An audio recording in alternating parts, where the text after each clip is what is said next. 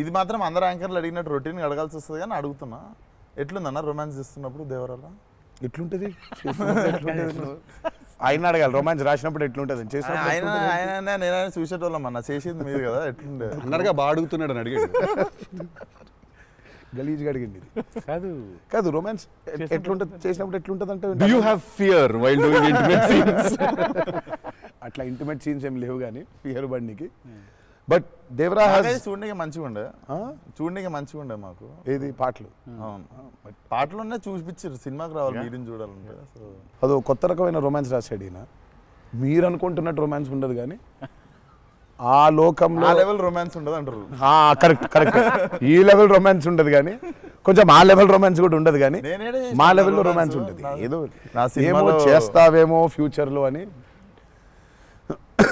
So it's nice, it will be good.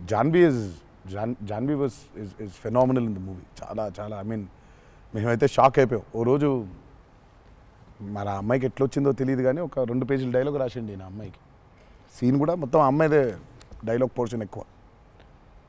వచ్చి అలా టపటపటపట చెప్పేసింది. నేను ఒక్క సెకండ్ అయిపోయి శివ కూడా షాక్ అయ్యాడు, ఈ అమ్మాయి ఏంటి ఇంత ఫాస్ట్గా చెప్పేసింది ఇలా అని. సరే ఎందుకని మంచిది ఓకే అనుకుంటే ఒకసారి చెక్ చేసుకుందామంటే నేను ఇక్కడ నుంచి వెనకాల నుంచి ఇలా అంటున్నాను, అద్దిరిపోయింది శివ ఓకే అనే అని. ఫ్లో వెళ్ళిపోయింది మొత్తం.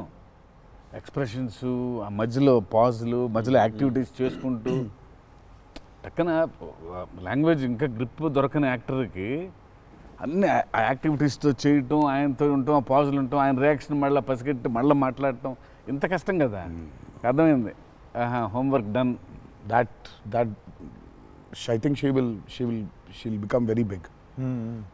She's got that phenomenal talent. Mari obviously Sridevi garu's daughter kada.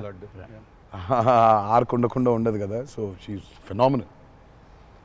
Papam chala she's put in a lot of effort, especially for that Dawoodi song. Papam she was hospitalized for about 4 or 5 days before. Discharge ayi papam ventane oka 2 days rehearsals chesi ventane she was very weak. But aina chesi నేను ఆ song లో అనుకుంటుండే అన్న, తీసుకుంది challenge పక్కన చేసింది match చేయనికే. కానీ match చేయనికే very good job. వచ్చి 97, 96 mark దాకా వచ్చిండే ఒక్కొక్క దగ్గర. లేదు చాలా బాగా చేసింది. Definitely Janhvi will be very good addition for Devra. And it's a very big love story which he wrote. So obviously మీకు పార్ట్ 1 లో కొంత కనపడుతుంది. కరెక్ట్.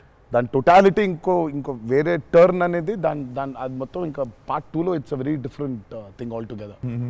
మీకు ఎప్పుడైనా ఈ ఫెనోమినన్ మీరు అబ్జర్వ్ చేశారా, వేర్ ఐదర్ మీరు జీవితంలో మాట్లాడింది మీ సినిమాలో జరుగుతుంది, ఆర్ మీరు రాసుకుని తీసిందో ఏదో మీ లైఫ్లో తర్వాత రిపీట్ అవుతుంది? ఎప్పుడైనా జరిగింది అట్లాగా? మీరు అనుకుందో లేకపోతే మీరు బాగా మేనిఫెస్ట్ చేస్తుందో? ఇట్స్ ఎన్ థింగ్ అన్నట్టు మేనిఫెస్ట్ అనేది. నేనైతే చూసిన ఒకటే మేనిఫెస్ట్ జాన్వీ. ఆ అమ్మాయి అనుకుంది చెయ్యాలని. ఆ అమ్మాయి ఎలా వచ్చిందో మాకు కూడా తెలియదు. అంటే మేము ఇంకా అప్పటికి రాస్తున్నాము, ఇంకా క్యారెక్టర్ రాస్తున్నాడు ఆయన, ఇంకా ఎవరిని అనుకోవట్లేదు. ఆ అమ్మాయేమో నేను చెయ్యాలని చెప్పింది. అసలు we weren't even in a space of okay ఈ అమ్మాయి అయితే బాగుంటుంది. ఫైనల్గా డీ డే వచ్చి ఇప్పుడు సరే మనం ఇప్పుడు హీరోయిన్ ఫైనల్ చేయాలని, కానీ ఇద్దరు నోట్లకి వెళ్ళి జాన్వీ తప్ప వేరే మాట రాలేదు. అంతలా మేనిఫెస్ట్ చేసింది ఆ అమ్మాయి. కానీ నువ్వు ఇందాక చెప్పింది నువ్వే నాకు అర్థం అవట్లేదు. చెప్పింది జరిగింది, జరగబోయేది తెలుస్తుంది. కాదు మనం జీవితంలో ఇప్పుడు ఏదైనా మాట్లాడుకున్నా, ఏదైనా మనం కాన్వర్సేషన్ చేసినా ఏదైనా అది అవుతుంది. అలాంటిది సినిమాలో జరగడం డేజావులాగా ఉంటుంది అది.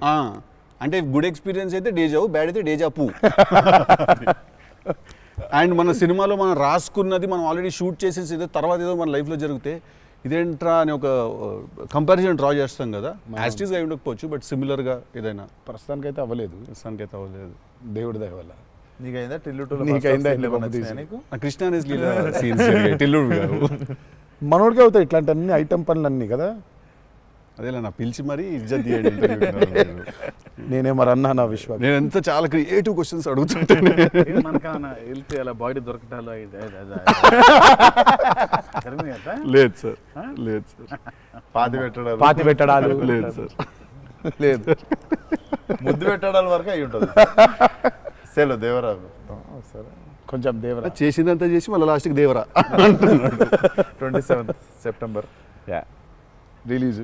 ఇంకేముందన్న చెప్పండి, బాగా కష్టపడిన సీక్వెన్స్ ఏది, మీరు బాగా ఇరిటేట్ అయిపోయి కోపం వచ్చి కష్టం కాదు కానీ ఇరిటేట్. షూటింగ్ నేను రాని ఇంకా మీరు నేను అదే దొబ్బేయండి. చెప్పబోతుంటే మధ్యలో ఆపిండు. నీ మ్యాటర్లోకి వచ్చింది ఆయన. మేనిఫెస్టేషన్ ఆ మేనిఫెస్టేషన్ నువ్వు వచ్చినావు, మళ్ళీ ఆయన అక్కడి నుంచి ఎక్కడ డ్రై లైఫ్ బాగా highlight లైఫ్ వాడు. డ్రై లైఫ్ లో వెళ్తుంది ఇక్కడ మొత్తం.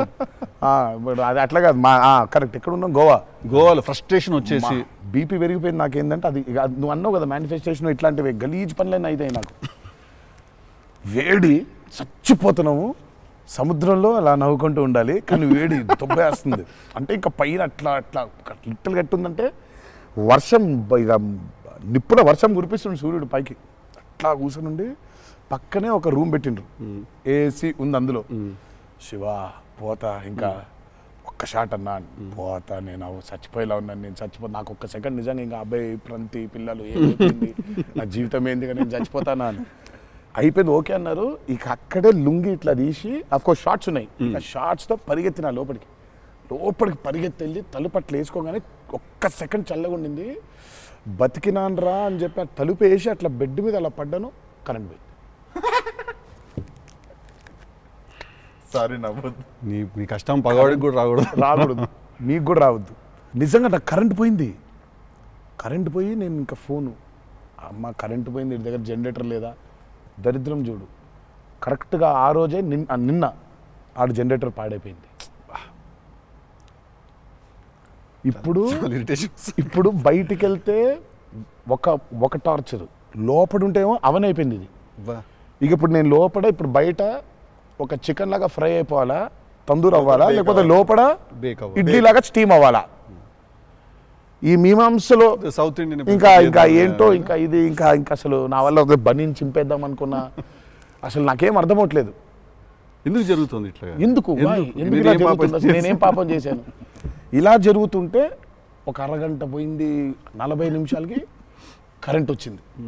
40 నిమిషాలకి కరెంట్ వచ్చింది, షార్ట్ రెడీ అన్నారు.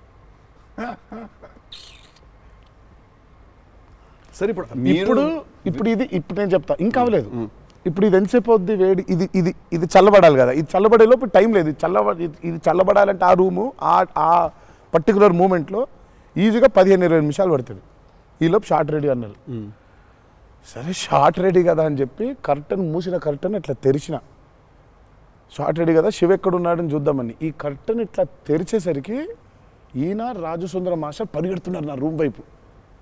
నాకు అర్థం కావట్లేదు వీళ్ళు దేనికి ఇట్లా పరిగెడుతున్నారని. అక్కడ చల్లగా ఉంది వద్దామేమన్నా. వచ్చిన తర్వాత చూస్తే అప్పుడు ఆయన చెప్తాడు స్టోరీ ఏంటో. సార్ మాది వేరే, అందరం కలిసి భోజనం చేస్తున్నాం, ఆ చెమటలతోనే ఇది అయింది, కరెంట్ లేదు, బయట కాలిపోతుంది, టెంట్లో కూడా బ్లాక్ క్లాత్ టెంట్లు అయ్యి తగులుతుంది, అసలు వేడి ఇటు నుంచి వస్తుంది, అలా ఉంది.